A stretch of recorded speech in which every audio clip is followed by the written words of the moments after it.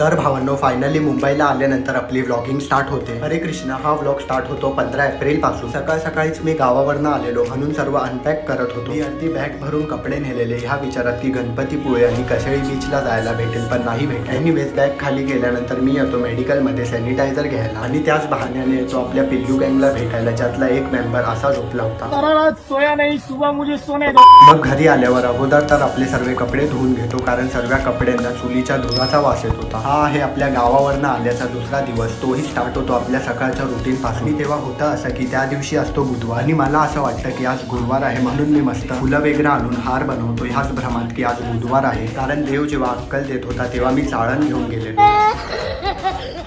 आणि तसंच एकदा परत होतं. टाइम वगैरे न बघता मी जातो झूच्या इस्कॉनला आणि ते बंद होतं. मग दर्शन न करता घरी येतो आणि आपल्यासाठी बनवतो इशारा कॉफी. समझने वाले को इशारा कॉफी.